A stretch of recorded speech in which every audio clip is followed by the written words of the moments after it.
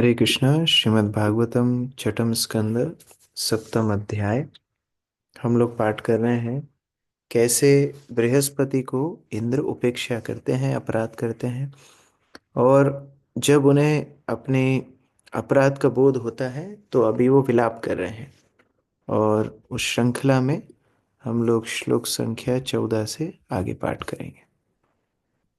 तेषां कुपथदृष्टानां दृष्टानां पततां तमसि हि यथा ये श्रद्धयो वचहते वै मज्जन्ति अशमप्लवा इव। नीतू माता जी। हरे कृष्णा प्रभु जी। जो नेता अज्ञानी हैं उन लोगों को विनाश के कुमार्ग पर ले जाते हैं।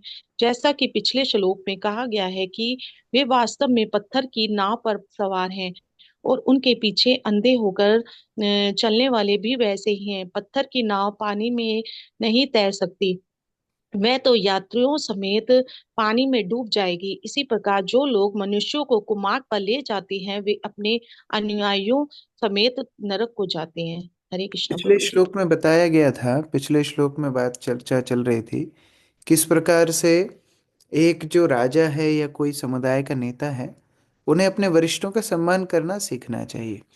सभी व्यक्ति को सम्मान करना चाहिए, लेकिन जो प्रतिष्ठित पद पर हैं, जो राजा है, नेतृत्व कर रहे हैं, उनको तो अनिवार्य है कि अपने वरिष्ठों को वो सम्मान करें, क्योंकि वो कई समाज के लिए आदर्श हैं।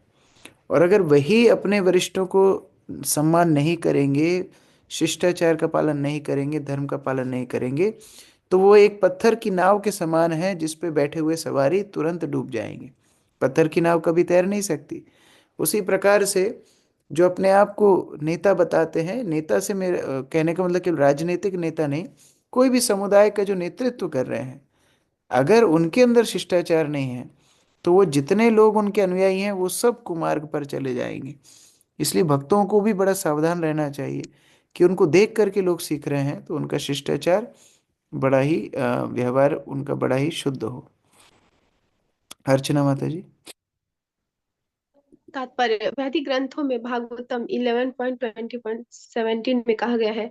ने नृदेह माद्यम सुलभम सुदुर्लभम प्लवम सुकल्पम गुरु धारम। हम सभी बद्धजीव अज्ञान के सागर में घिरे हुए हैं, किंतु सौभाग्यवश हमारा मनुष्य शरीर सागर को पार करने का सुअवसर प्रदान करता है, क्योंकि यह एक सुंदर नाव के समान है। जब गुरु रूपी कप्तान इस नाव का निर्देशन करता है तो यह सरलता पूर्वक सागर को पार कर लेती है। यही नहीं, वैदिक उपदेश रूपी अनुकूल हवाओं के द्वारा नाव को पार करने में सहायता मिलती है। यदि कोई इस ज्ञान सागर को पार करने की समस्त सुविधाओं का लाभ नहीं उठाता तो वह निश्चय ही आत्मघात करता है।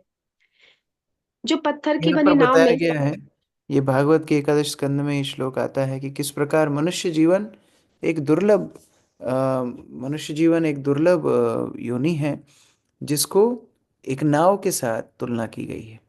और उस नाव के कर्णधार अर्थात कैप्टन कौन है? गुरु। अगर गुरु के हिसाब से नाव चलेगी, कैप्टन के हिसाब से चलेगी, तो गंतव्य तक पहुंच जाएगी। लेकिन अगर गुरु का त्याग कोई कर देगा, उनके आश्रय में नहीं रहेगा, तो वो पत्थर की नाव के समान है जिसका डूबना सुनिश्चित है। इसमें वैदिक उपदेश अनुकूल हवाएं होती हैं जो नाव को आगे ले जाती हैं। जय माता जी। जो पत्थर की बनी नाव में सवार होता है, समझो वह डूब गया। सिद्धावस्था प्राप्त करने हेतु मानवता को सबसे पहले उन छन्न नेताओं का परित्याग करना होगा जो पत्थर की नाव सामने लाते हैं। समस्त मानव समाज ऐसी भयावह स्थिति में है कि इसे बचाने के लिए वेदों के आदर्श उपदेशों का पालन करना आवश्यक है। ऐसे उपदेशों का सार श्रीमद् भगवत गीता के रूप में उपलब्ध है। मनुष्यों को चाहिए कि वे किसी अन्य उपदेशों को ग्रहण न करके गीता के ही उपदेशों का अनुसरण करें, क्योंकि उनमें जीवन का उद्देश्य परिपूर्ण का आदेश स्पष्ट मिलता है। इसीलिए भगवान श्री कृष्ण कहते हैं, सर्वधर्मान परित्यज्य माम एकम शरणम व्रज। अन्य समस्त धर्मों का त्याग कर मेरी शरण में आ जाओ। भले ही कोई श्री कृष्ण को पूर्ण पुरुषोत्तम भगवान के रूप में स्वीकार न करे, किंतु उनके उपदेश इतने उच्च तथा मानवता हेतु इतने उपयोगी हैं कि उनका पालन करने से मनुष्य बच सकता है। अन्यथा वह योग की व्यायाम संबंधी विधियों तथा अनिकारिक चिंतन के द्वारा ठगा जाता रहेगा। इस प्रकार वह पत्थर की नाव में सवार होता रहेगा, जो समस्त यात्रियों सहित डूबती रहेगी। दुर्भाग्यवश यद्यपि अमेरिकी लोग भौतिक अवस्था से उबरने के लिए उत्सुक तो दिखते हैं, किंतु कभी-कभी वे पत्थर की नाव बनाने वालों का समर्थन करने लगते हैं। इससे उनको लाभ नहीं होने वाला। उन्हें चाहिए कि कृष्ण भावनामृत आंदोलन के रूप में भगवान श्री कृष्ण द्वारा प्रदत्त उचित नाव को ग्रहण करें, तब वे सरलता से बच सकेंगे। इस संबंध में श्री विश्वनाथ चक्रवर्ती ठाकुर की टीका है अश्रममें। प्रलवो येषां ते तथा मज्जन्तं प्रबलम् अनुमन्यन्ति तथेति राजनीत्युपदेष्टिषु स्वसभ्येषु कोपो व्यंजितः। यदि यह समाज राजनीति के द्वारा निर्देशित होता रहेगा और एक राष्ट्र दूसरे के ऊपर हावी होता रहेगा, तो यह अवश्य ही पत्थर की नाव के समान डूब जाएगा। इससे मानव समाज का उद्धार नहीं हो सकता। जीवन का उद्देश्य समझने, ईश्वर को जानने तथा मानव उद्देश्य को पूरा करने के लिए मनुष्यों को कृष्ण भावनामृत की शरण लेनी चाहिए। तो हमेशा ये चिंतन हमारे मन में होना चाहिए कि ये कृष्ण भावनामृत आंदोलन, ये भक्तों का संग मेरे लिए नाव समान है। और कभी भी ये भक्तों के संग से मैं विलग ना हो जाऊं, कभी भी ये संगति ना छूट जाए, ये डर होना चाहिए। हम लोग भौतिक संसार में इतने अंधे हो जाते हैं या अपने अनर्थों की चपेट में, जो दिखते आध्यात्मिक हैं लेकिन होते भौतिक हैं। हमको लगता है हम सही बात कर रहे हैं या सही व्यवहार कर रहे हैं या बात तो हमारी सही है, लेकिन उस चक्कर में कहीं कृष्ण भक्ति ना खो जाए, भक्तों का संग ना छूट जाए। जिन वैष्णवों के आश्रय में इतनी प्रेरणा हमको मिल रही है, वो वैष्णव की संगति ना छूट जाए, ये भावना हर भक्त के हृदय में हमेशा होनी चाहिए। अतः हम अमर आचार्यम अगाध धिषणम द्विजम प्रसादिष्यते निष्ठतः शीर्षणा तच्चरणम स्पर्शनम। प्रमोदानंद प्रभु जी। राजा इंद्र ने कहा, अतः अब मैं अत्यंत खुले मन से तथा निष्कपट भाव से देवताओं के गुरु बृहस्पति के चरणारविंद में अपना शीश झुकाऊंगा।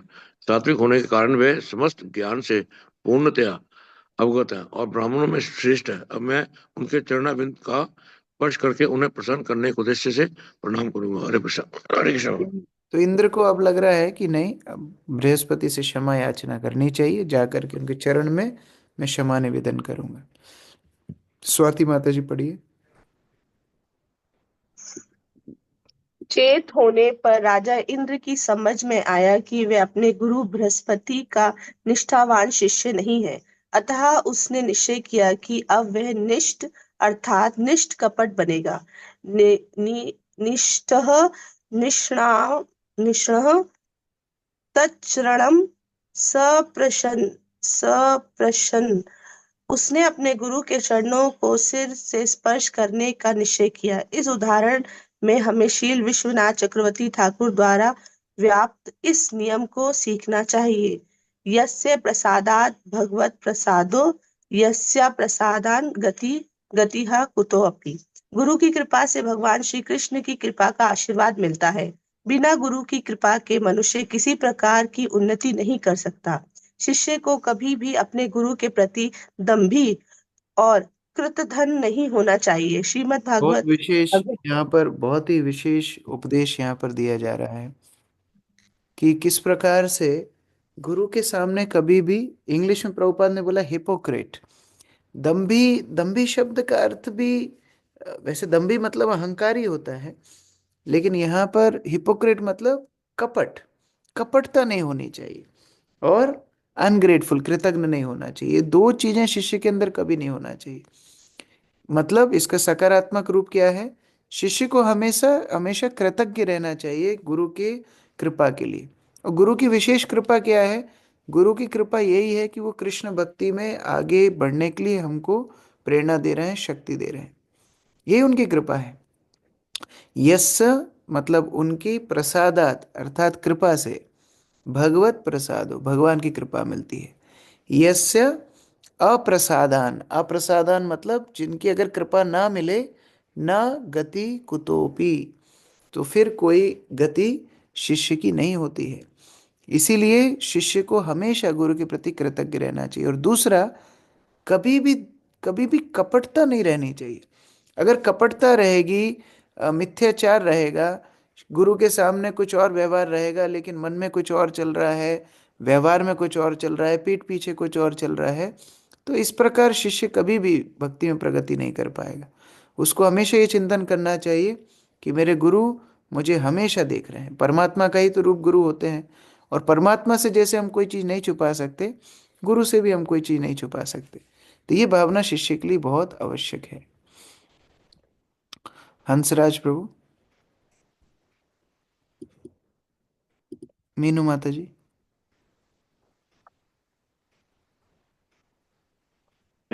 प्रणाम। तक नहीं होना चाहिए। श्रीमद् भागवतम में गुरु को आचार्य कहा गया है। आचार्य विजा विजानीयान। श्री भगवान का कथन है कि मनुष्य को चाहिए कि गुरु को ही साक्षात भगवान मानकर उसका नाव नाव मन्येत कर ही चित। कभी भी आचार्य का अनादर न करे, न मृत मर्त्य बुद्धियासुयेत। आचार्य को कभी सामान्य जन नहीं समझना चाहिए। अधिक परिचय से अनादर होता है, किंतु आचार्य के साथ व्यवहार करते समय सतर्क रहना चाहिए। अगाध धीषणा द्विजम। आचार्य पूर्ण ब्राह्मण होता है। वो अपने शिष्य के कर्मों के निर्देशन की अपार बुद्धि रखता है। यहाँ पर इसीलिए बहुत यहाँ पर भगवान श्री कृष्ण के उपदेश उद्धव को, उसमें ये श्लोक आता है कि आचार्य को मेरा ही रूप जानो, आचार्य माम विजानिया। ये मेरे ही रूप है। आचार्य को, गुरु को कोई पृथक व्यक्ति मत मानो। इसलिए कभी भी उनकी अमान्यता, कभी भी उनकी अवहेलना, अनादर नहीं होना चाहिए। जैसे हम भगवान का कभी अनादर नहीं कर सकते, वैसे ही आचार्य का, गुरु का कभी अनादर नहीं होना चाहिए। ना मर्त्य बुद्धि। मर्त्य बुद्धि मतलब जैसे भौतिक हम हैं, ऐसे आचार्य को, गुरु को भौतिक नहीं समझना चाहिए। शिल प्रभुपाद जैसे शुद्ध भक्त महात्मा, शुद्ध महान आचार्य का आश्रय हमको मिला है। कभी जड़ बुद्धि से गुरु को नहीं देखना चाहिए। और क्यों? क्योंकि गुरु के पास भगवान की प्रेरणा से ऐसे ज्ञान है जिनके माध्यम से वो हमारे कर्मों को, हमारे जीवन को शुद्ध कर रहे हैं, भक्ति में हमको आगे बढ़ा रहे हैं। तो ये बहुत विशेष उपदेश है भगवान का कि आचार्य को भगवान समान जानना चाहिए। हमारे मंदिर में एक भक्त हैं अभय चरण प्रभु। वो जब सुबह मंगला आरती के पहले प्रभुपाद को प्रणाम करते हैं, तो प्रभुपाद के प्रणाम मंत्र के बाद ये श्लोक भी बोलते हैं कि कैसे अपने आप को स्मरण दिलाना चाहिए, कैसे आचार्य मां विजानियान। आचार्य साक्षात भगवान का ही रूप है, स्वयं भगवान श्री कृष्ण का ही उपदेश है। मीनू माता जी पढ़िए आगे।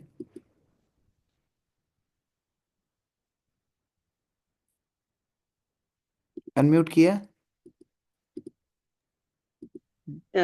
इसलिए श्री कृष्ण श्रीमद् भगवत गीता में कहते हैं, तदति प्रणिपातेन परिप्रेष्यन सेव्या उपदीक्षन्ति ते ज्ञानम ज्ञानी नस्त तत्वदर्शिनः। गुरु के निकट जाकर सत्य को जानने का प्रयत्न करो, उनसे विनित होकर प्रश्न करो और उनकी सेवा करो। वे सत्य को जानने वाले आत्मज्ञानी महापुरुष तुम्हें ज्ञान प्रदान करेंगे। मनुष्य को गुरु की शरण में पूर्ण रूपेण जाना चाहिए और सेवा द्वारा सेव्या अधिक आत्मज्ञान प्राप्त करना चाहिए। तो कल ये प्रश्न आया था संडे क्लास में कि क्यों गुरु की क्या जरूरत है, कृष्ण ही तो जगत गुरु हैं। कृष्ण स्वयं उपदेश देते हैं कि कैसे गुरु का आश्रय लेना चाहिए। गीता में तो फिर भी कम है, लेकिन भागवत में, उद्धव गीता में तो पूरा विस्तृत रूप से बताते हैं कि गुरु की सेवा कैसी होनी चाहिए, उनका पूजन कैसे होना चाहिए, उनके निर्देशों को किस प्रकार पालन करना चाहिए, और नहीं करेंगे तो क्या होगा, सब कुछ विस्तृत रूप से बताते हैं।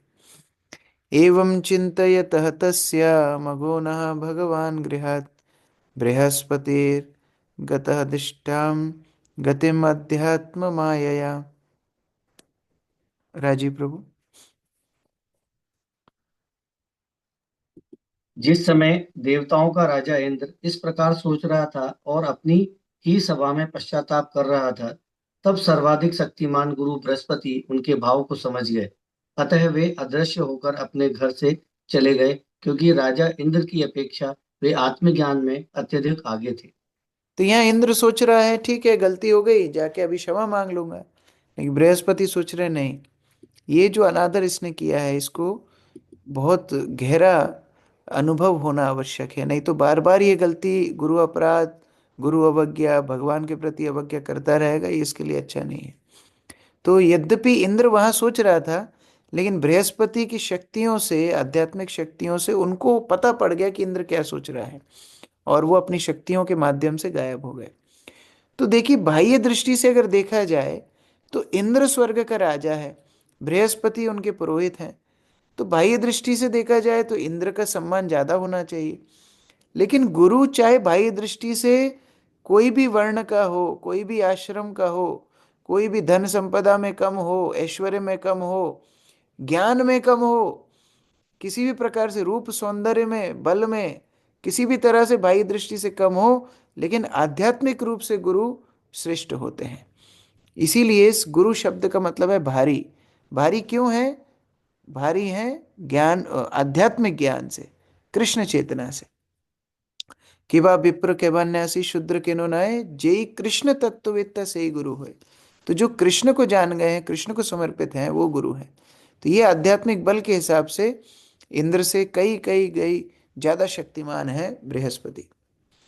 गुरुनाधिगतः संज्ञां परीक्षन् भगवान स्वराट, ध्यान ध्यायन् धिया सुरै युक्त शर्मा न अलभत आत्मना। ओजस्विनी माता जी।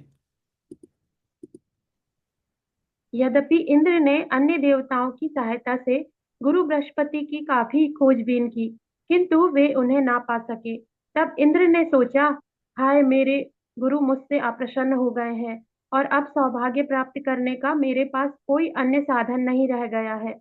यद्यपि इंद्र देवताओं से घिरा हुआ था, किंतु उसे मानसिक शांति नहीं मिल सकी। तो अभी बृहस्पति मिल नहीं रहे हैं, विलाप कर रहा है। यद्यपि अब वही सब चीजें उपलब्ध हैं। देखिए, बहुत सीखने वाली बात है इस श्लोक से। अभी भी सारे देवता हैं, गंधर्व हैं, चारण हैं, छत्र लगा हुआ है, चामर हो रही है, सब कुछ है, लेकिन अब मानसिक शांति नहीं है। तो ये समझना हमारे लिए आवश्यक है। हम जो साधक भक्त हैं, भक्ति जीवन में अभी हम प्रयास कर रहे हैं प्रवेश करने का, हमारी आध्यात्मिक मार्ग में संतुष्टि, प्रेरणा तब तक ही रहेगी जब तक गुरु प्रसन्न रहेंगे। और जैसे ही गुरु वैष्णव रुष्ट हो जाते हैं, या गुरु वैष्णव तो रुष्ट नहीं होते, हम अपराध कर देते हैं, तो क्या होता है? मंदिर वही रहेगा, माला वही रहेगी, भागवत वही रहेगी, आपका मन नहीं लगेगा, मानसिक शांति नहीं रहेगी। तो कई बार लोग बोलते हैं, हमारा बहुत उत्साह था, समय के साथ उत्साह कम हो गया क्योंकि वैष्णव अपराध किया, गुरु अपराध किया। तो जैसे वैष्णव गुरु प्रसन्न रहेंगे, मानसिक शांति रहेगी, प्रेरणा रहेगी, सब कुछ रहेगा।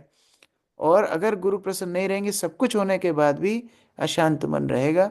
ये इंद्र से हम सीख सकते हैं। श्लोक संख्या 18। तश्रुत्वा एव असुराः सर्वे आश्रित्य अनु औसनं मतं देवान् प्रत्युदयं चक्रु दुर्मदा आतयिनः दुर्मदा आततायिनः। वेदांत प्रभु। इंद्र की इस दर्शनीय दशा का समाचार पाकर असुरों ने अपने गुरु शुक्राचार्य के आदेश से अपने को हथियारों से सज्जित किया और देवताओं के विरुद्ध युद्ध छेड़ दिया। हरे कृष्ण। बस अब ये तत्श्रुत्वा, सुना उन लोगों ने कि इंद्र का अपराध हो चुका है, उनके गुरु उनको छोड़ करके चले गए हैं। और यहाँ असुर अपने गुरु को बड़ा सम्मान करते थे, शुक्राचार्य को सम्मान करते थे। उनका आशीर्वाद लेकर के सारे हथियार इत्यादि सुसज्जित करके स्वर्ग पर आक्रमण कर दिया। तैर्विश्रेष्टशुभिस्तीक्ष्णैर्निर्भिन्ना गुरु भाव बाहवा, ब्राह्मणं शरणं जग्मु सहेन्द्र नतकंदरा। श्याम गोविंद प्रभु जी। जब असुरों के तीक्ष्ण बाणों से देवताओं के सिर, जंघाएं, बाहें तथा शरीर के अन्य अंग क्षत विक्षित हो गए, तो इंद्र समेत सभी देवता कोई अन्य उपाय न देखकर नत सिर होकर तुरंत श्री ब्रह्मा की शरण में उचित आदेश प्राप्त करने के लिए पहुंचे। हरे कृष्णा, दंडवत देखिए, प्रणाम। सामान्यतः असुरों से ज्यादा बलशाली हैं देवता, लेकिन गुरु को अपराध करने के माध्यम से सारी शक्ति विहीन हो गए। असुर ने जब आक्रमण किया, किसी का सिर फोड़ा, किसी की जांघें तोड़ी, किसी के बाह्य शरीर, अलग अलग अंगों को तोड़ फोड़ करके सब देवताओं को परास्त किया। और ऐसी अवस्था में ये देवता ब्रह्मा जी के पास जाते हैं। तान तथा अभ्यर्थितान वीक्ष्य भगवान आत्मभू भूरजा कृपया परया देवा उवाच परिसान्त्वयन्। मनीष प्रभु। जब सर्वाधिक शक्तिमान ब्रह्मा जी ने असुरों के बाणों से शरीर बुरी तरह घायल हुए देवताओं को अपनी ओर आते हुए देखा, तो उन्होंने अपने हेतुकी की कृपावश उन्हें ठाठा बंधाया और इस प्रकार बोले। ब्रह्मा जी ने देखा कि बहुत दयनीय स्थिति में ये देवता गण आए हैं, और ब्रह्मा जी उनको देख करके करुणा से भर उठे। उन्होंने बोला, श्री ब्रह्मोवाच अहो बत सुर श्रेष्ठा है भद्रम वह कृतम महत् बृहिष्ठम ब्राह्मणम दान्तम ऐश्वर्यात्ना अभ्यनंतदत। कौशल्य सुंदरी माता जी। फिर ब्रह्मा ने कहा, हे श्रेष्ठ देवताओं, तुम लोगों ने अपने ऐश्वर्य मद के कारण दुर्भाग्यवश सभा में आने पर बृहस्पति का सत्कार नहीं किया। वे पर ब्रह्मा के ज्ञाता और इंद्रियों को वश में रखने वाले हैं, अतः वह ब्राह्मणों में श्रेष्ठ हैं। अतः यह अत्यंत आश्चर्यजनक है कि तुम लोगों ने उनके साथ इस प्रकार दुर्व्यवहार किया है। तो ये हरे सूचना ब्रह्मा जी तक भी पहुंची ही है। ब्रह्मा जी जानते हैं, तो सर्वप्रथम देवताओं को अपनी गलती का बोध करा रहे हैं कि एक तो ब्राह्मण थे, ब्राह्मण का तो सत्कार होना ही चाहिए, और फिर तुम्हारे पुरोहित थे, पुरोहित को सम्मान होना चाहिए, और गुरु भी हैं, तो हर तरह से बृहस्पति का सम्मान होना चाहिए। और आपने उनका क्योंकि दुर्व्यवहार किया, इस तरह आपकी गति हो गई। तो ब्रह्मा जी देवताओं के नायक हैं, ब्रह्मा जी देवताओं के स्रोत हैं, सृष्टा करता है। तो ब्रह्मा जी का उपदेश देना उपयुक्त है। जब कोई हमारे मार्गदर्शन में होता है, या कोई व्यक्ति हमें अपना अनुयायी मानता है, अनुयायी तो क्या, लेकिन अगर कोई व्यक्ति somebody follows you, तो ये कर्तव्य है व्यक्ति का कि उसको उपदेश दिया जाए। क्योंकि अगर उपदेश नहीं देंगे तो ये हमारा कार्य हम सिद्ध नहीं कर रहे हैं। अब व्यक्ति नहीं मानता है, वो बात अलग है, फिर उपदेश नहीं दिया जाता है। लेकिन यहाँ जब देवता अब पिट गए हैं, उनकी बुद्धि ठिकाने आ गई है, तब ब्रह्मा जी उनको उपदेश दे रहे हैं, देखो तुमने बृहस्पति को अपराध किया, इस कारण से आज तुम्हारी ये गति हुई है। सुरेखा माता जी। ब्रह्मा जी ने बृहस्पति के ब्राह्मण गुणों को पहचान लिया था, क्योंकि वे पर ब्रह्मा के ज्ञाता होने के कारण देवताओं के गुरु थे। बृहस्पति ने अपने मन तथा इंद्रियों को वश में कर लिया था, अतः वे योग्यतम ब्राह्मण थे। ब्रह्मा जी ने देवताओं की प्रताड़ना की, क्योंकि उन्होंने अपने गुरु का समुचित सत्कार नहीं किया था। श्री ब्रह्मा ने उन्हें यह बताना चाहा कि किसी भी दशा में गुरु का निरादर नहीं होना चाहिए। जब बृहस्पति ने देवताओं की सभा में प्रवेश किया, तो देवताओं को प्रदर्शित करने की आवश्यकता नहीं है। नहीं, देवताओं तथा उनके राजा इंद्र ने समझा कि वे तो प्रत्येक दिन आते रहते हैं, अतः उनको विशेष सम्मान प्रदर्शित करने की आवश्यकता नहीं है। किंतु जैसा कहा गया कि अधिक घनिष्ठता से घृणा उत्पन्न होती है, अत्यधिक क्षुद्र होने के कारण बृहस्पति ने तुरंत ही इंद्र का महत्व छोड़ दिया। इस प्रकार इंद्र सहित सभी देवता बृहस्पति के चरणारविंद के प्रति अपराधी सिद्ध इसमें भी हुए। बहुत व्यवहारिक शिक्षा है, भक्तों को बहुत ध्यान देना चाहिए। अति परिचयता अवज्ञा, फैमिलियरिटी ब्रीड्स कंटेम्प्ट। ये हम लोग कई बार सुनते हैं, पढ़ते हैं, लेकिन फिर भी जब भक्तों से हमारे आदान प्रदान होते हैं तो हम इसमें मार खा जाते हैं। हो सकता है कोई भक्त हमें बहुत स्नेह दे रहा है, बहुत समय दे रहा है, लेकिन हमारी तरफ से जब अति परिचयता होती है, हमारी तरफ से जब सीमा का उल्लंघन होता है, मर्यादा का उल्लंघन होता है, हमारी तरफ अपराध हो जाते हैं। धीरे धीरे धीरे वही प्रवृत्ति फिर हम और वरिष्ठ भक्तों के साथ भी करेंगे। इसलिए हमारी व्यवहार में शुद्धता, हमारे व्यवहार में सम्मानजनक आदान प्रदान होना चाहिए। क्यों? अभी हम आस साथ वाले भक्तों के साथ कैजुअल हो गए। कैजुअल मतलब हम लोग कुछ भी बोल रहे हैं, कुछ भी कर रहे हैं, व्यवहार हमारा बिल्कुल बाहर के लोगों जैसा होता जा रहा है, कमेंटिंग हो रही है। तो ये पहले साथ वाले भक्तों के साथ, फिर थोड़े और वरिष्ठ भक्तों के साथ होगा, फिर और वरिष्ठ भक्तों के साथ होगा, फिर गुरु के साथ भी हो जाएगा, जैसा कि यहाँ पर इंद्र के साथ हुआ। तो अति परिचयता अवज्ञा, हमेशा याद रखना चाहिए कि हमारा जो दृष्टिकोण है, व्यवहार है, वो बड़ा सम्मान के साथ हो। नहीं तो अपराध की हम बीज बो रहे हैं, एक ना एक दिन वो अपराध होगा, वो भक्तों के प्रति हमारा सम्मान खत्म हो जाएगा। आरती माता जी। क्योंकि ब्रह्मा को इस बात का पता था, इसलिए उन्होंने यह इस उपेक्षा के लिए उनकी भत्सना की। श्रील नरोत्तम दास ठाकुर का एक गीत है जिसे हम लोग नित्य भी गाते हैं। उसमें कहा गया है, चक्षुदान दिले येई जन्मे जन्मे प्रभु से।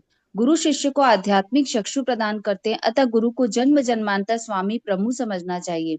किसी भी दशा में गुरु का निरादर नहीं किया जाना चाहिए, किंतु देवताओं ने अपने भौतिक ऐश्वर्य से फूल कर अपने गुरु का अनादर किया। अतः श्रीमद् भागवतम का उपदेश है, आचार्य माम विजानी यान नाव मन्यते करहिचित न मर्त्य बुद्धया सूयते। आचार्य को सदैव नमस्कार करना चाहिए। आचार्य को कभी भी सामान्य पुरुष मानकर उनसे द्वेष नहीं करना चाहिए। इसलिए याद रखना है, जिन्होंने हमें ज्ञान चक्षु दिए हैं, प्रेम चक्षु दिए हैं, भक्ति में हमें मार्गदर्शन दिया है, ऐसे लोग, ऐसे गुरुजनों को हमें जन्म जन्म तक सम्मान करना है। नहीं तो ये गुरु तत्व है, एक व्यक्ति का सम्मान नहीं है, ये गुरु तत्व है।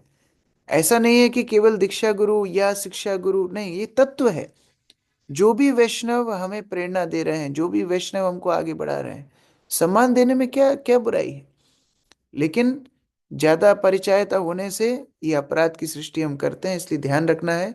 भगवान कृष्ण स्वयं बोले हैं, आचार्य मेरी ही रूप है। तस्यायम अनयस्यासीत परेभ्यः वः पराभवः प्रशिक्नेभ्यः स्ववेरिभ्यः समृद्धानां च यत्सुरा। विपिन प्रभु। हे देवों, तुम लोग बृहस्पति के प्रति किए अपने दुराचरण के कारण असुरों के द्वारा पराजित हुए हो। अन्यथा असुर तो अत्यंत निर्बल थे और तुम लोगों के द्वारा अनेक बार पराजित हो चुके थे। भला फिर ऐश्वर्य से इतना समृद्ध होते हुए तुम लोग उनसे कैसे हार सकते थे? हरे कृष्ण। तो अब उन्हें याद भी दिला रहे हैं ब्रह्मा जी कि तुम थोड़ा सोच विचार करो। असुर निर्बल हैं, इतने तमोगुण इत्यादि में ग्रसित हैं, और कई बार तुम्हारे ऊपर आक्रमण किया, तुमने उनको हरा दिया। और तुम स्वर्ग में रहते हो, तुम्हारे पास सारे दिव्य अस्त्र हैं, सारी सुविधाएं हैं, उसके बाद भी तुम असुरों से कैसे हार गए? तुमने सोच विचार नहीं किया। इसका मतलब है केवल और केवल गुरु को अवज्ञा करने से आज तुम्हारी ये गति हुई है। हमारे भी अनर्थ असुरों के समान है। काम, क्रोध, लोभ, मद, मोह, मात्सर्य, ये हमारे ऊपर हावी क्यों हो जाते हैं? कई बार काम वासनाओं में हम लोग लिप्त होकर के गलत काम कर लेते हैं। कई बार लोभ में कोई गलत काम करते हैं, क्रोधवश किसी को अपशब्द बोल देते हैं, दुर्व्यवहार कर देते हैं। ये सारे अपराध हमारे ऊपर हावी क्यों होते हैं? क्योंकि गुरुजनों का यथा उचित सम्मान हम नहीं कर रहे हैं। गुरु वैष्णवों के लिए सेवक भाव होगा, सेवा भाव रहेगा, कभी भी अपराध हमें ग्रसित नहीं कर पाएंगे। वो शक्ति, गुरु की शक्ति हमें हमें संरक्षण प्रदान करेगी। अंकित प्रभु।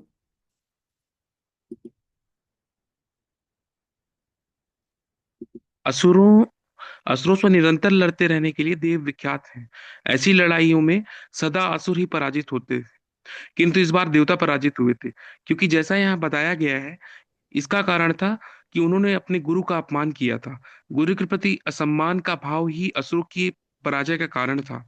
शास्त्रों का वचन है कि जो अपने सम्मानीय बड़े व्यक्ति का अनादर करता है, उसकी आयु क्षीण होती है, उसके पुण्य कार्यों का फल का क्षय होता है, और इस प्रकार उसकी अवनति होती है।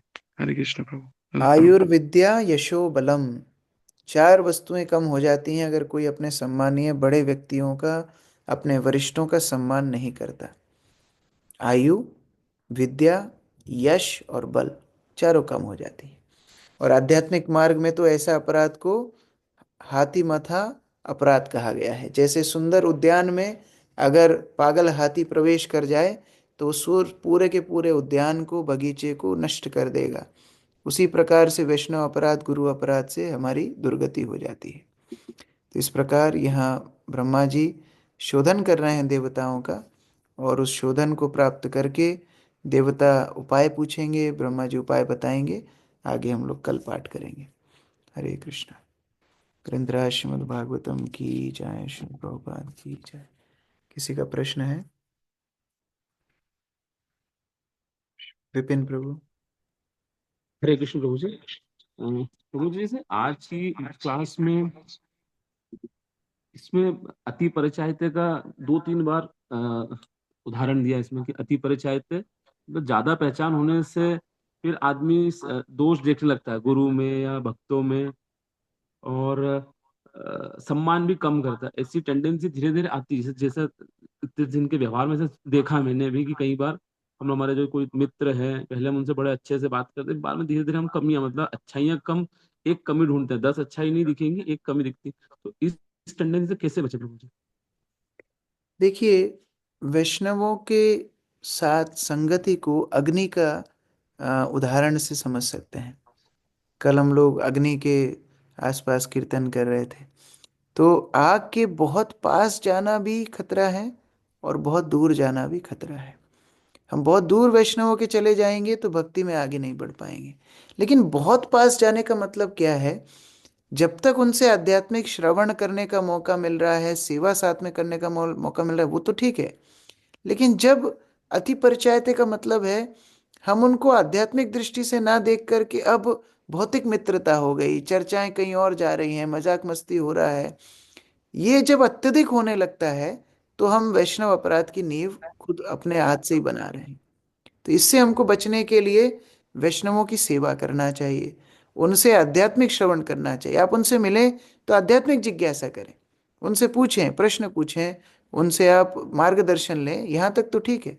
लेकिन अनर्गल वार्तालाप जैसे बाहर करते थे वैसे करेंगे तो वैष्णव अपराध होगा। तो ये अति परिचयता से बचना चाहिए। इसीलिए आप देखेंगे जो गुरुजन हैं वो बड़ा उनके लिए पनिशमेंट है, उनको अकेला रहना पड़ता है।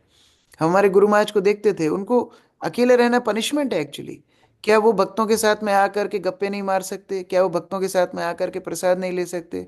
क्या वो भक्तों के साथ आकर के गमछा पहन करके साथ में नहीं नहा सकते? लेकिन फिर एकांत में रहते थे। क्यों? क्योंकि हमारे लिए हम ज्यादा गुरु के पास जाएंगे, ज्यादा उनको ये सब काम करते हैं, हम देखेंगे हाँ मैं भी नहाता हूँ, ये भी नहाते हैं, मैं भी 4 पूड़ी खा रहा हूँ, इनने तो 6 पूड़ी खा ली। हम उस दृष्टि में गुरु को देखना शुरू करेंगे और ये अपराध होने लगेंगे। तो हमेशा आध्यात्मिक दृष्टि में गुरु को देखना चाहिए, नहीं तो ये वैष्णव अपराध हमारी भक्ति को समाप्त कर देगा। तो जैसे जैसे भक्ति में आगे बढ़ते हैं इसका बहुत ज्यादा सतर्कता से पालन करना चाहिए। ठीक है प्रभु जी, इसमें थोड़ा सा मतलब गैप रखना चाहिए क्या, थोड़ा सा मतलब? गैप नहीं, आप उनसे आध्यात्मिक चर्चा करो। भक्तों के तो संग में ही रहना है, दिन रात उन्हीं के साथ रहना है, लेकिन आध्यात्मिक चर्चा हो, आध्यात्मिक सेवा हो, ये 2 चीजें हो। अनर्गल वार्तालाप जहां शुरू हो उसको बंद करने का प्रयास करें, जहां सीमा का उल्लंघन हो उसको बंद करने का प्रयास करें, ये बहुत आवश्यक है। जी जी प्रभु जी। हरे कृष्ण प्रभु, थैंक यू प्रभु जी। प्रफुल्ल प्रभु। हरे कृष्णा, धन्यवाद प्रणाम प्रभु जी। अभी 2 दिन पहले हमारी मीनू माता जी से हमारा डिस्कशन हो रहा था, तो उन्होंने मुझसे क्वेश्चन किया हुआ था कि मतलब यदि हम लोग शुद्ध थे, शुद्ध होके हम आत्मा के स्वरूप में हम लोग शुद्ध हैं, और भगवान से विलग होके हम लोग इस पृथ्वी पे आए हुए हैं, हम वापस इस धरा पे आए हुए हैं। तो हम एक बार जब हम शुद्ध होते हैं तो हम उससे भगवान बोलते हैं कि जो एक बार मुझसे आ जाता है उसका वो वापस नहीं जाता, वो जन्म मृत्यु के चक्कर से छूट जाता है। तो मैं इसका प्रॉपर तरीके से उनको जवाब नहीं दे पाया।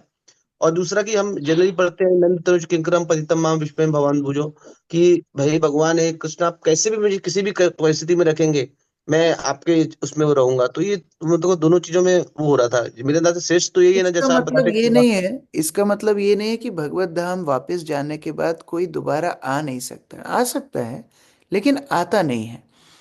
कहने का अभिप्राय ये है, एक बार जब अनुभव हो जाता है भौतिक संसार का तो फिर जीव की इच्छा नहीं होती कि वो दोबारा से भौतिक संसार में आए। मुख्य शिक्षा वो है। ऐसा नहीं है कि वो आ ही नहीं सकता, नहीं, भगवान आदेश देंगे तो आएगा। भगवान बोलेंगे प्रचार करने के लिए जाओ तो फिर भौतिक संसार में आएगा। लेकिन सामान्यता जब तक यहाँ का एक्सपीरियंस नहीं होता ना, तब तक तो बड़ी इच्छा होती है कि मैं भौतिक संसार में जाऊं, जा करके देखूं क्या है कैसा है।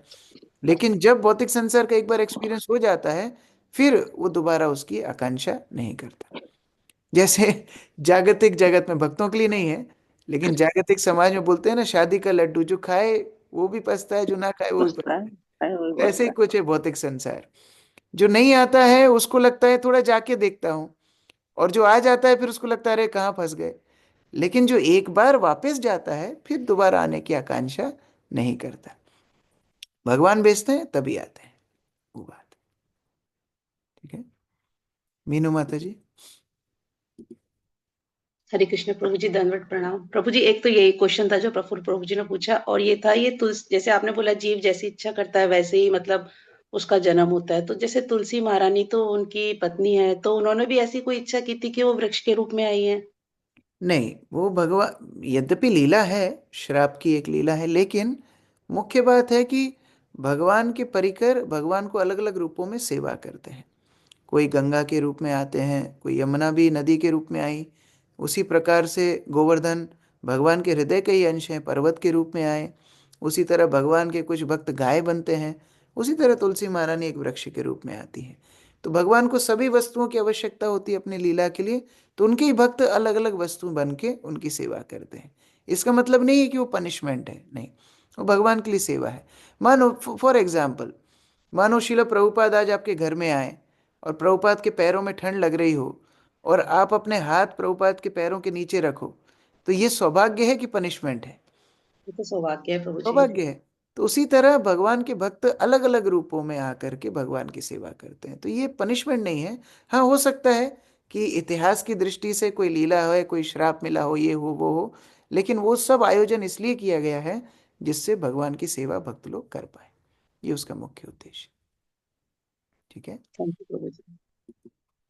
यस, अर्जुन प्रभु। हरे कृष्णा प्रभु जी, दंडवत प्रणाम। थैंक यू वेरी मच प्रभु जी। प्रभु जी, जैसे कि आपने बताया कि हमारे गुरु हमसे प्रसन्न है कि नहीं, तो उसको हम कैसे आइडेंटिफाई करें? बंद कर ले मेरे ऊपर। देखिए, इसके कई पैरामीटर्स हैं। एक तो हम समय समय पर उनसे आदेश ले सकते हैं, उनसे मार्गदर्शन ले सकते हैं। दूसरा कि जैसा कि अभी मैं चर्चा भी कर रहा था, अगर भक्ति में आपको प्रेरणा मिल रही है, अगर भक्ति में नाम जप में, शास्त्र पढ़ने में और सेवा प्रचार करने में आपका उत्साह बढ़ रहा है, इसका मतलब गुरु आपसे प्रसन्न है। और अगर वो उत्साह कम हो रहा है, जप बोझ लग रहा है, भागवत पाठ बोझ लग रहा है, सेवा में मन नहीं होता, इसका मतलब कहीं ना कहीं वैष्णव गुरु उतने प्रसन्न नहीं है। ये साधारण रूप से हम समझ सकते हैं। ठीक है। तो प्रभु जी, हमको फिर मतलब उनके सामने जाके हमारा हार्ट ओपन करना चाहिए हाँ, ना उनको कि बताना चाहिए कि मेरे ये समस्याएं हो रही है, मेरे क्या अपराध हुआ है या कोई और समस्या है, मैं कैसे आगे बढ़ूं। फिर वो उस तरह मार्गदर्शन करें। थैंक यू वेरी मच प्रभु जी। ठीक है। हंसराज प्रभु। हरे कृष्णा प्रभु जी, दंडवत प्रणाम। प्रभु जी, वैष्णव की सेवा के उदाहरण जैसे हम सामान्य रूप में आज के रूप में कैसे करते वैष्णव की सेवा मतलब उनके निर्देशों का पालन करना। हर व्यक्ति के लिए अलग अलग निर्देश हो सकते हैं। जब हम उनके निर्देशों का पालन करते हैं तो वो उनकी सबसे महत्वपूर्ण सेवा होती है। मान लो हम किसी वैष्णव के पैर दबा रहे हैं, लेकिन वो वैष्णव बोल रहा है प्रभु जी आपकी 16 माला नहीं हुई, आप 16 माला कंप्लीट करो। नहीं नहीं नहीं, 16 माला नहीं करो, आपके पैर दबाऊंगा मैं, तो उससे वो प्रसन्न नहीं हैं? होगी। तो मुख्य जी जी। बात है निर्देश पालन करना। तो जब वैष्णव अलग अलग लोगों को अलग अलग निर्देश भी देते हैं, किन्हीं को प्रचार का निर्देश देते हैं, कोई और सेवा का निर्देश देते हैं, साधना अच्छी करने का निर्देश देते हैं, तो वो निर्देश का पालन करना ही उनका मुख्य सेवा है। थैंक यू प्रभु जी। हरे कृष्णा, दंडवत प्रणाम। अंशु भारद्वाज माता जी। हरे कृष्ण प्रभु जी, धन्यवाद प्रणाम। जैसे मेरे पास तो कोई भी साधन नहीं है, मैं वेल थैंकफुल टू यू कि आप लोग इतना अच्छा प्रयास करें। जो मेरे पास एक ही मात्र साधन है, आपकी क्लास, जिनको मैं सुन सुन के थोड़ा बहुत इंसान बन रही हूँ धीरे धीरे। बट ये है कि मुझे अब आगे क्या करना चाहिए, क्योंकि मैं 2019 से ये फॉलो कर रही हूँ, but still I am feel कि मैं अभी भी वहीं पर ही हूँ जहाँ से मैंने स्टार्ट किया था। आप कहाँ पर रहती हैं? हिमाचल प्रदेश में। हिमाचल प्रदेश। वहाँ आसपास में कोई मंदिर है? यहाँ पर कोई भी एस्कॉन टेम्पल नहीं है, जलंधर में है, वो काफी दूर पड़ जाता है। ओके ओके, ठीक है। आप एक काम करना, आपका नंबर हमको भेजना, हम आपसे संपर्क करके फिर आपको बताएंगे। वहाँ किसी से कनेक्ट कराएंगे आसपास भक्त से, तो फिर आप उधर से आगे बढ़ सकते हैं। हाँ, नहीं, प्रभु जी इनको बोले पठानकोट आप आ सकते हैं। हिमाचल में कहाँ पे है ये? हिमाचल में कहाँ है माता जी आप? ऊना डिस्ट्रिक्ट। ऊना डिस्ट्रिक्ट दूर दूर पड़ जाएगा, पठानकोट आपसे दूर पड़ जाएगा। ठीक है, आप हमको नंबर भेजना, हम आपको फिर कनेक्ट कराएंगे। हाँ, वहाँ स्थानीय भक्तों से। हरे कृष्णा प्रभु जी। अनुराधा माता जी।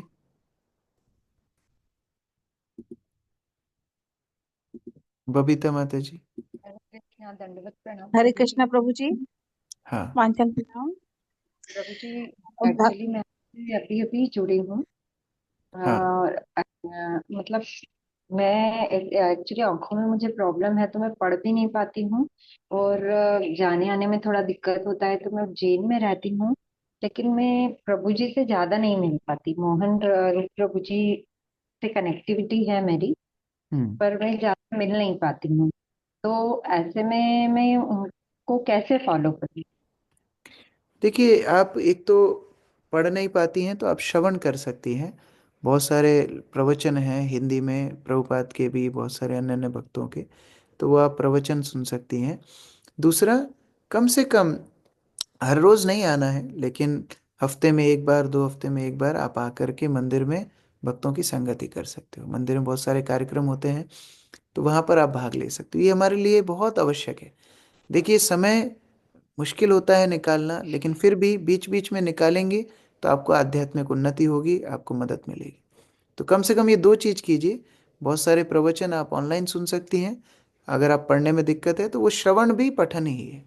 और साथ साथ में बीच में मंदिर आने का टाइम निकालिए। उज्जैन में है तो उज्जैन तो ज़्यादा बड़ा नहीं है, फिर प्रयास कीजिए बीच बीच में आकर के भक्तों की संगति लीजिए। ठीक है। जी, एक क्वेश्चन और था प्रभु जी। हम्म। जैसे अपन माला करते हैं, जप करते हैं, तो उस समय क्या होता है कि अपन, ऐसा नहीं है कि अपन उसमें बीच में सो जाते हैं, पर सोते नहीं है। फिर भी माला में कभी कभी ऐसा होता है कि कोई माला थोड़ा सा जल्दी हो जाती है और कोई माला थोड़े से कम समय में होती है। हम्म। तो तब ऐसा लगता है कि शायद कहीं हम गड़बड़ कर रहे हैं। तो उस केस में वैसे अपन कैसे ध्यान उस लगा? पे उतना ध्यान मत दीजिए, क्योंकि समय पे ज़्यादा ध्यान रहेगा कि ये लंबा हो रही है, ये कम हो रही है, तो फिर नाम पे ज़्यादा ध्यान नहीं रहेगा। इसलिए उसके ऊपर ना ध्यान देते हुए जो आप बोल रहे हैं उसको स्पष्ट बोल के ध्यान से सुनना है। जब का यही नियम है। अब कभी कभी हमारी जो स्पीड होती है बोलने की, कम भी हो सकती है, ज़्यादा भी हो सकती है। कई फैक्टर्स पर डिपेंड करती है, हम थके हैं, हमारे शक्ति है, प्रसाद लिया है नहीं लिया है, बहुत सारे होते हैं। तो वो उसको ऊपर ज़्यादा ध्यान नहीं देना है, स्पष्ट बोलना है बस भगवान का नाम। हरे कृष्ण कृष्ण कृष्ण हरे हरे, हरे राम राम राम हरे हरे। ध्यान से श्रवण करना है बस। ठीक है। किशोरी माता जी। हरे कृष्णा प्रभु जी, मैं छूट गई हूँ। ओह यस, सॉरी, बबीता माता जी पहले। यस। पांचांग प्रणाम प्रभु जी। हम भक्ति में और प्रगति कैसे करें प्रभु जी, और हम क्या सही दिशा में चल रहे हैं तो कैसे पता चलेगा प्रभु जी? देखिए, भक्ति में प्रगति के लिए नवदा भक्ति प्रहलाद महाराज ने बताई है। श्रवण कीर्तन से शुरू करके हमको भगवान की नवदा भक्ति में संयुक्त होना है, और कोई विशेष कोई बोल्डर नहीं उठाने हैं। विशेष भक्ति का क्या है? श्रवण कीर्तन, स्मरण, वंदन, पाद सेवन, दास्य, यही सब है। तो हम जब प्रभुपाद के आंदोलन में जुड़ चुके हैं, ये श्रवण कीर्तन के माध्यम से, और जितनी यथा शक्ति थोड़ी बहुत सेवा हो सके उतना ही हमको करना है। अब सही दिशा में जा रहे हैं कि नहीं, उसके लिए मार्गदर्शन की आवश्यकता होती है। तो कोई एक वैष्णव आपके जीवन में ऐसा हो जो आपको मार्गदर्शन दे सके व्यक्तिगत रूप से, तो उस प्रकार से आप आगे बढ़ सकते हैं। आपके तो वैसे घर में ही मुदित प्रभु हैं, तो वो आपको धीरे धीरे बता देंगे किस तरह आगे बढ़ना है। ठीक है। जी प्रभु जी, हरे कृष्णा। किशोरी माता जी। हरे कृष्णा प्रभु जी, दंडवत प्रणाम। प्रभु जी, मेरा सवाल ये है कि अगर घर में ही सब वैष्णव हो तो कैसे अपराध से बचा जाए? घर में सब वैष्णव हो तो प्रयास ऐसा करना चाहिए कि उन्हें भगवान के परिवार के रूप में देखना है। एक दूसरे को आध्यात्मिक रूप से हम लोग मदद करें। और एक अभ्यास हमको करना है, कम से कम परिवार के लोग एक बार दिन में साथ में बैठ करके 5 मिनट ही हो, या तो कीर्तन करें या प्रभुपाद की पुस्तक साथ में पढ़ें। अगर केवल इतना कर लिया तो हमारे आपस के संबंध आध्यात्मिक धीरे धीरे हो जाएंगे। यद्यपि हम सब भक्त परिवार में रहते हैं, फिर क्या होता है, अलग अलग साधना करते हैं, अलग अलग आदतें होती हैं, फिर एक दूसरे के साथ झगड़ा भी करते हैं। लेकिन परिवार को एक साथ आना चाहिए प्रतिदिन, भले ही 5 मिनट के लिए हो, या तो कीर्तन हो साथ में, या प्रभुपाद की पुस्तक साथ में पढ़ी जाए। हम अपने लाइफ में देखेंगे कैसे कैसे धीरे धीरे ये संबंध आध्यात्मिक होते जा रहे हैं। ओके प्रभु जी, थैंक यू। हरे कृष्ण। श्रील प्रभुपाद की जय, संवेद भक्त वृंद की जय।